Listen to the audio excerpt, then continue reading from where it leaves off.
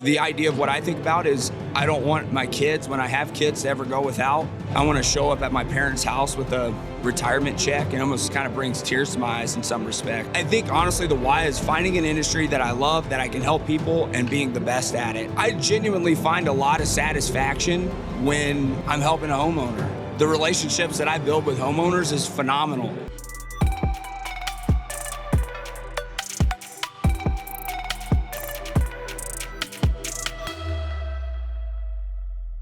So I'm here with Golden Door winner Tanner Sewell. Tanner, tell me a little bit, like, what company do you work for, what market, and obviously roofing, right?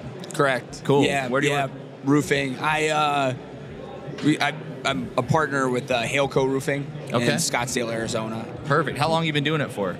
It's a little less than 24 months. Okay, perfect. So 2 years in the industry, and you just hit your first Golden Door, which, for those of you who don't know, it's $2.5 million. Of installed roofing jobs. What was your actual end number? What'd you get? I submitted my Golden Door documentation like early December, so like December 1st. Okay. And it was 2.5, a little over 2.5, but I closed out like 20 jobs in December, so it was around closer to 3. Congratulations, man. That's huge. Thanks. Tell me a little bit about your story. Like, where did you come from? What were you doing before you got into door-to-door and roofing? Yeah, so I taught high school English, and I was a high school wrestling coach for 12 years. No way. So I did my my undergraduate at Virginia Military Institute, went into did my graduate schooling to get my teaching certification, and I taught high school English for 12 years, and was a head wrestling coach and heavily involved in the community. I was an educator. That's my first trade, is public school teaching and working with kids. Yeah. I ended up, COVID really threw a lot of things for a loop. Yeah. And had some personal turbulence and some, it was time to exit the education industry. Yeah. Made a move to Arizona in 2022. So hold on, where were you teaching? Washington, D.C. Okay, so you made a big, like, across the country. Across the country. Are you married? You got kids? No. Okay, No. So you moved across the country to Scottsdale is where you're at now? Mm-hmm. Cool. And keep going. Yeah, I bought a house. I house hacked. Okay. So I didn't really know anyone in Arizona. I was 34 at the time. So I knew I had an opportunity to pursue something, and I really wanted to put my back against the wall. Mm-hmm. There's a concept called death ground with Sun Tzu that I really resonated with. And I wanted to put myself in a position of either I wanted to experience some really high level pressure. I had a lot of friends in DC that had money and did really well for themselves, and I'd always kind of ask why can't I do that? It's an interesting point you bring up, because there's been a big focus on that from a lot of the breakout rooms I've been to. The successful people in life don't say I can't, they say how can I? And that's kind of the same concept that you're bringing up. So I think that's really cool. But I want to ask you a question, because coming from education, obviously, it's a very specific personality type that goes into education, and not very many of those people seem like they're money driven. I mean, correct me if I'm wrong, but teachers don't get bragged about their salaries very often. So what was that shift like for you? Because I'm sure a lot of people watching this, they might not be in a position where they feel like they can make a jump like that.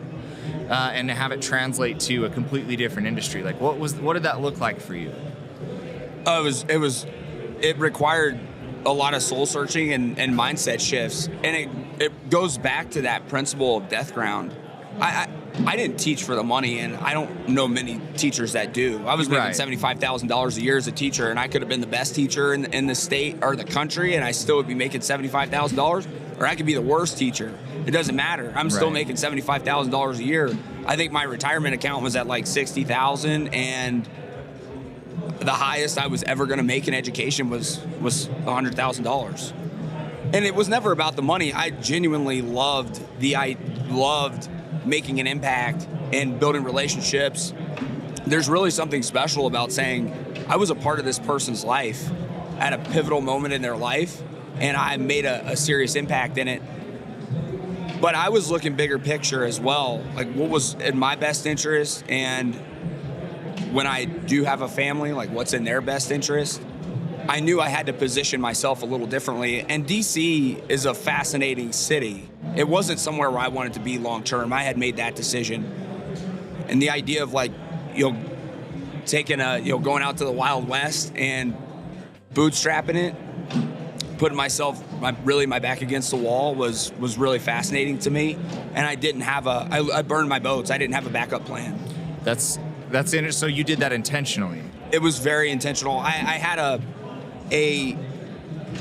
on my mirror in my apartment before I left DC, I was gearing up for war. When I moved to Arizona, I was working 3 jobs. I was a Costco stalker, I was a bar backer, I bar backed, and I worked at a holistic health center. So I was working like 60, 70 hours a week just to make ends meet. And I had on this piece of paper, it said, put yourself on death ground. And that was what was in my mind constantly. I wanted to feel that. Explain what that means, put yourself on death ground. So Sun Tzu, the Chinese philosopher, he had come up with this concept that if he put his troops in a situation where they couldn't retreat and they had to fight, the likelihood of them winning exponentially increased. If he gave them an out, then they wouldn't fight as hard. They would take the out. They would take the out. But if they had to fight, it didn't really matter the odds. The likelihood of them winning increased.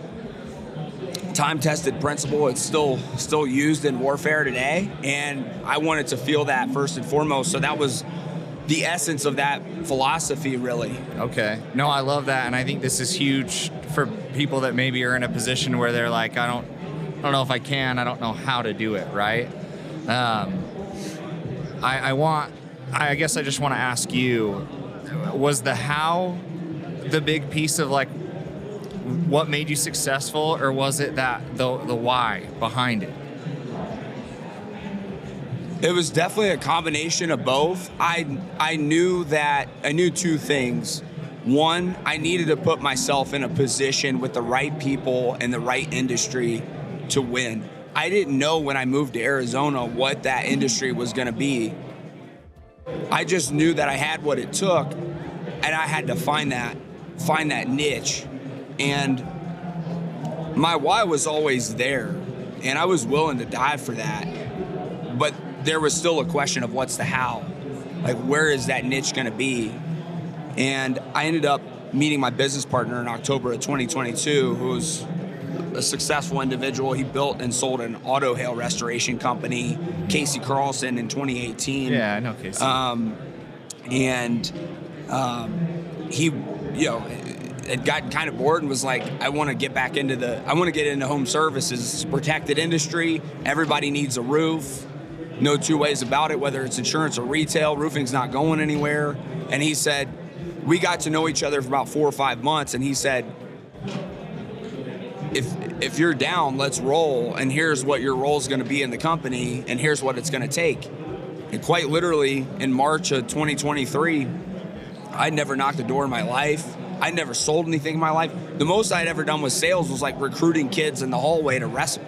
Yeah.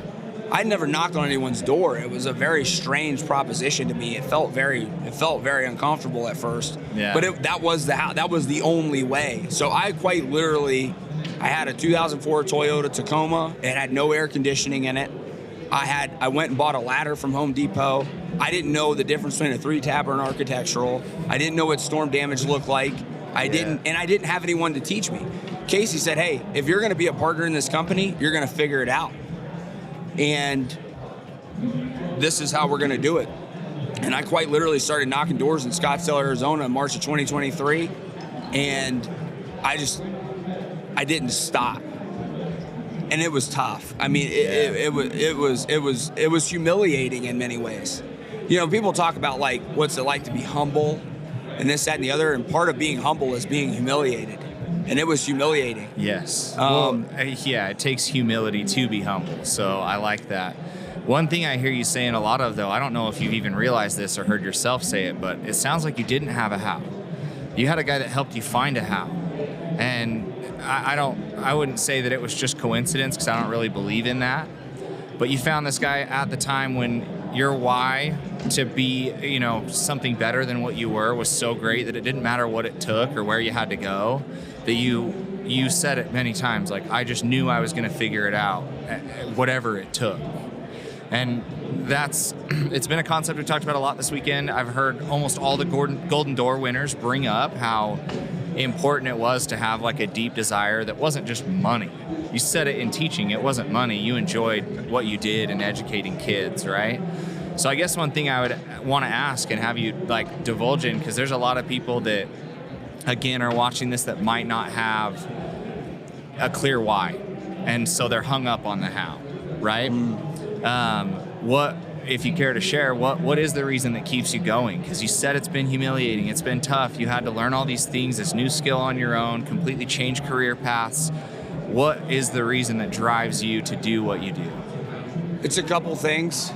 It's a very, like you said, it's a very cliche thing that you hear. You heard it on the roofing panel yesterday. You talked about it yesterday during your breakout. The why's got to be greater. The why's got to be greater.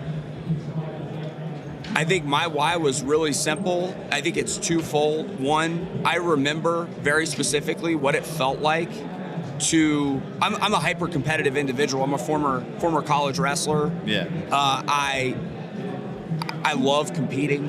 I'm hyper competitive in certain respects of my life, and I remember what it was like when I was driving around my beater truck, and everybody else had a nice truck and they knew what they were doing with roofs, and I remember what that felt like, and I never wanted to feel that way again.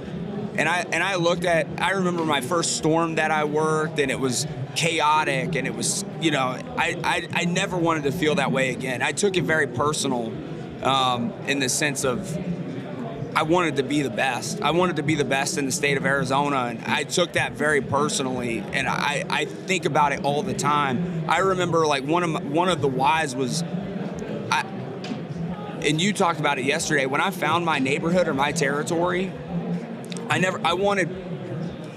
looked at it in such a competitive sense that I wanted, whenever people came into a neighborhood that I was working, I wanted them to see so many signs of mine that they just left, that they quit. The idea of like mentally debilitating a competitor is fires me up so much, and it's not personal. I'm friends with some of the guys that I compete with, of course. But at the same time, like if it's an area I'm working, I took it so personal that they would even think about going in there, that it was like, I'm gonna stay here from 8 a.m. until dark, and I'm gonna get a deal, and you're gonna see so many of my signs that you're gonna leave. Yeah. That was part of it, to be frank. It was a competitive why. The other one is that I think about, and I think about it a lot, like the idea of what I think about is I don't want my kids, when I have kids, to ever go without. I want to show up at my parents' house with a retirement check, and almost kind of brings tears to my eyes in some respects. Like I think honestly the why is finding an industry that I love, that I can help people, and being the best at it. And I genuinely find a lot of satisfaction when I'm helping a homeowner. The relationships that I build with homeowners is phenomenal. And for somebody who maybe hasn't done a lot of door-to-door or any of it, like the coolest people. Some of the most unique stories you'll ever have in your entire life came from knocking just a door and talking to a random person, starting a conversation. Yeah, the relationships that I've built are very special to me. It's incredible. Like being an educator and a teacher, that's the essence of what you do. It's making an impact. It's relationships. What was so fascinating to me about roofing was that I could still help people in good conscience. I could knock on someone's door in good conscience, have a good product, a good plan, a good strategy that I know is genuinely going to help this person. And that at the end of the day, they're going to say, thank you so much thanks for showing up. Thank you for knocking my door. Thank you for knocking my door. Yes, and that was one of my biggest eye-openers. It's what pulled me into roofing as well. And I do want you to touch a little bit more on that. Like, you haven't done other industries, so maybe you don't know how to directly compare it, but how often would you say a customer says, like, no, genuinely, thank you for coming by. I really appreciate what you're doing? Quite regularly. Like every other customer, every fourth customer, like what? Tell me, like, give me an idea. High percentage, probably 75, 80%. And 100% agree. Like, I get the same. It's incredible. And every time I leave a house when somebody says that, like, I don't know of a better feeling, because you hit it on the head. Like, we have the ability to educate our customer, right, about something that they pay for and don't know that they can use this, right, to their advantage. And then I also get to educate a customer on, like, this is the right way to do it, and this is what you should look out for. And then we fulfill on that and give them a great experience. So from point one to me saying, hey, my goal is to get your insurance's money, I don't even want your money, to their, handing me the check that came from their insurance and they've got a brand new roof. Like, every step along the way, I haven't gotten more thank yous than in roofing, ever. And I think what's so important about that, especially for whether it's an experienced rep or a newer rep, is the mental frame that we take from that. Yes. Because when I go to someone's door now, and when I assess my mindset in the morning, and I assess, because it can be redundant when you're knocking 100 doors a day, or 60 doors a day, or how many doors a day you're knocking. But I look at it like all of my past experiences with homeowners, that final product, when they see the roof come to fruition, and they're like, wow, you really did everything you said you were going to do. Right. When I meet a new customer, that's always in my mind. Well, also because there is a lot of people, there's a negative connotation around sales, and specifically door to door, right? That's why we do what we do here at The Experts, is to try to unify and up level the entire space. I want to kind of touch on, like, the positive effects that we have and why it's not bad to maybe feel pushy at first. I had talked about it in my breakout room yesterday. It's being pleasantly persistent. And how much easier it is to become that when hey, I don't care what your preconceived notion is with salesmen or door-to-door guys. I genuinely am here to save you tens of thousands of dollars. There's no other way you're going to get a roof for cheaper and an actual quality install from a licensed roofer than going this route with me right now. How has that been for you? Because you came from teaching, right? Did you struggle with, like, feeling like you were pushing people into stuff? But then how did your mindset shift? Because once you saw that customer that was like, you've been there, they're almost in tears a lot of times. Like, I can't believe how great this experience has been. Thank you so much, right? How did that shift your persistence? Because I'm not going to call it pushiness. Being pushy is very hard. Like, the idea of being pushy, I love what you said about being pleasantly persistent. Whenever you can combine that pleasant persistence with a fact-finding approach, a problem-solving approach, which is the essence of what I do at the door. I don't know if it's an insurance claim or not. No. I don't know if they qualify. I don't know what kind of policy they have. I don't even know if there's anything wrong with their roof. Right. I have no clue.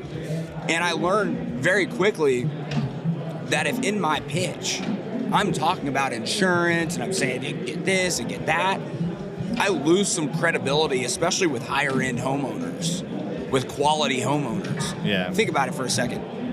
If there's an educated, discerning, quality individual, quality customer, and I go to their door and I immediately start spewing out stuff about insurance, I think I lose credibility in some respects. Absolutely. Possibly. Are you an insurance agent?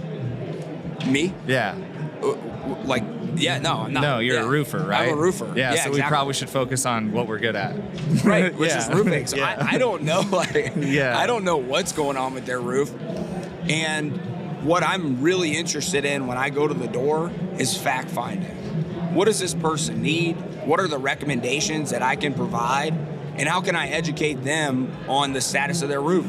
And there's multiple times where I'll get up there and I'll say, you're good to go. Yeah. There's nothing here. Right. Well, and I actually have a couple of potential, like, really big maintenance deals from treating a homeowner fairly and just saying, hey, like, hail doesn't discriminate, but either the trees or, you know what I mean, the good Lord protected your home on this one. And it's crazy because all your other neighbors are absolutely smoked.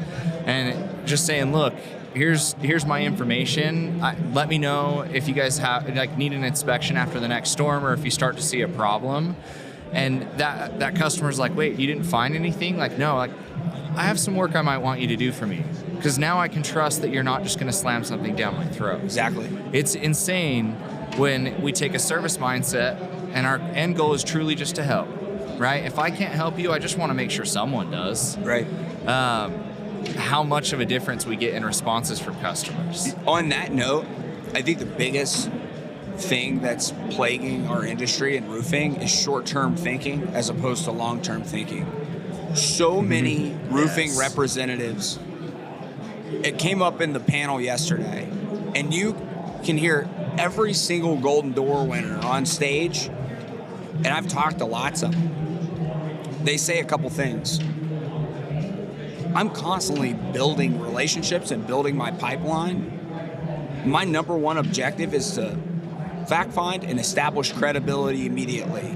That deal, I'm not thinking about the deal. I'm thinking about fact finding. I'm thinking about how do I establish credibility here, and thinking long term over short term. I think a lot of what the industry is I just want to get this claim number. I just want to get this claim number. I just want to get this claim number, without thinking about what's in the best interest of the homeowner. Yeah. And I think when the roofing industry really can shift, or largely shift its mindset to a long-term approach, where we're fact-finding, we're building relationships, we're establishing credibility, it's going to help everybody. Yes. And the industry is going to get a better name as a result of that.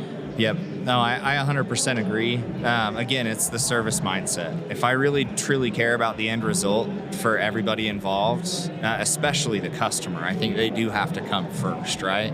If I'm doing them right and I take care of everything that they need and give them this great experience, it's insane how the monetary just follows.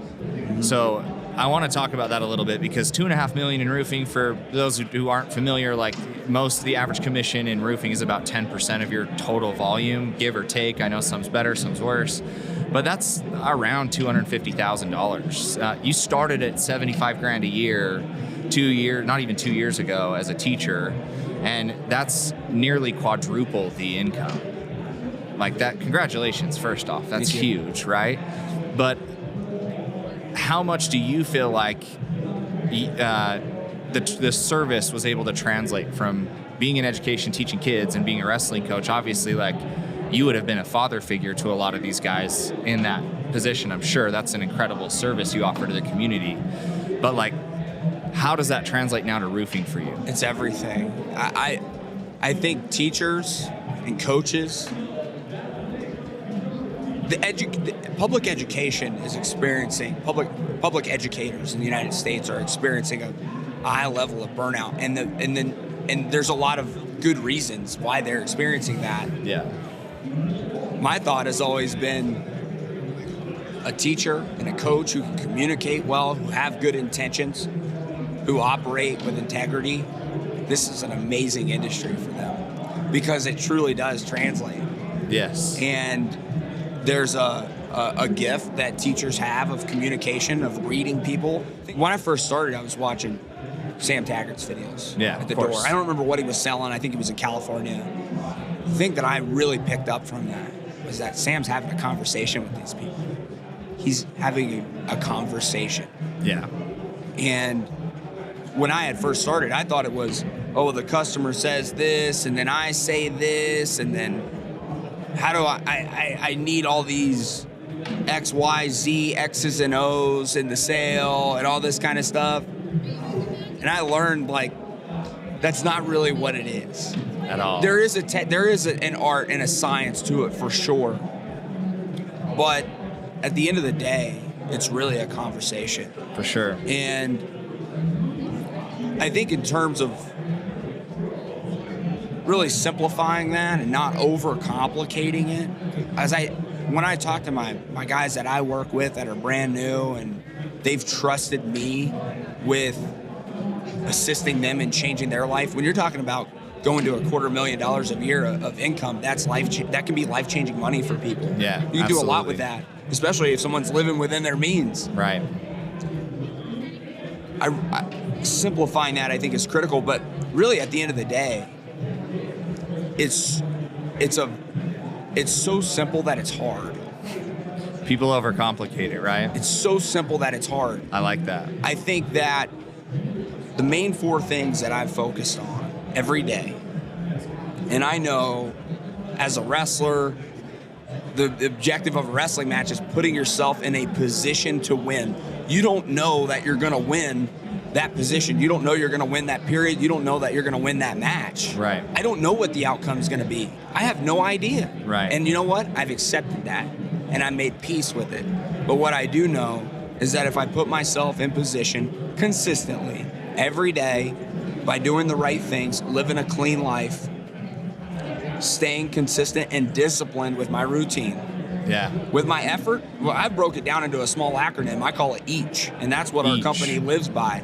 Effort, attitude, consistency, and humility.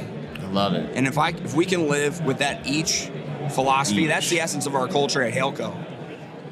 If we can do that, that conversation piece and that technical piece is going to come. Tell me what that stands for again. Effort, attitude, consistency, and humility. Humility. I love that. And we've really broken it down as a company, what does that look like in real time? So it's easy for companies to talk about culture and easy for companies to talk about these are our core values. But it's an old Lou Holtz, the football coach. It's an old Lou Holtz exercise. And basically what he says is that, yeah, you can have your core values, but what does it really look like on a day-to-day, real-time basis? How do I live that? If I'm showing effort on a daily basis, what does that actually tangibly look like? We've broken it down. What does it look like to have a good attitude every day? How do I embody that? Right? And we've really defined that. And fortunately, the way we're structured and now the support that we have as a company, we're able to really work with our guys and deep dive into them with some of the technical aspects of it. I love that. And there's so many resources out there, right? Like door-to-door experts. I mean, you can tap into the best minds in the industry. Well, and I do want to talk about that because I know we're coming up on time here. And the one question that I feel like is important for our listeners to hear in this is like, you talked about Sam's videos, but I want you to tell us like what the Golden Door and what the experts has done for you and even your company, right? Like how much of an impact have we had in your success and your company's success? And what would you say to somebody who's maybe like thinking about joining our mastermind or not sure if they should come to one of our shows? Like, what you've done it, you've been a part of it, like you won the Golden Door and reached one of our highest like levels of achievement, right? So you've obviously seen success from it, but how much of an impact did we make? And what would you say to that guy that's like, man, I don't know if this is actually worth the investment? On a day-to-day basis, door-to-door, not door-to-door, any door-to-door, I just know door-to-door roofing can be a very lonely and very redundant and very insulated experience. When I'm in my truck, 6, sometimes 7 days a week, and it's just me, and it's just me. Fortunately, we have a good company, there's good people around us, but Absolutely. At the end of the day, it can be a lonely experience. When you're able to tap into a network of people that are like-minded and successful in the industry, it allows you to connect and stay connected and see that, hey, there's other people doing this. I may be alone in my truck, but I'm not alone in this. And there's other people that are doing it at a high level with good intentions, with the same mindset, with the same philosophy, and it's not as lonely. And frankly, it's invigorating, it's encouraging, it allows for constant growth. Being here at the conference, being around guys like you, that session that you ran yesterday, phenomenal, man. I mean, it's like... Appreciate that. Thank you. It gives you that, hey, I'm not alone in this. Yeah, no. It's not just me out there. No, hey, I want to thank you for your time, your insight. Our listeners are definitely going to get a lot of good takeaways from that. Appreciate you coming, and obviously, congrats on your Golden Door, man. We want to see 2 of those next year from you. Yeah, the personal goal is guys like Dan Walrack, who I have so much respect for. I think about those guys every day. That competitive side kicks in. Yeah. And I see guys up there that did $6 million, that did $10 million. Yes. And it constantly, that's one of the other added benefits of being in the conference is like, I might be the best in my area, but I'm not the best in the country. Yeah. So it's another level up. It's the big fish in a small pond mentality. It opens you up to the whole ocean. Oh, yeah. So I love it, dude. Thank you so much again for coming. And yeah, I look forward to seeing this online. Thanks, man.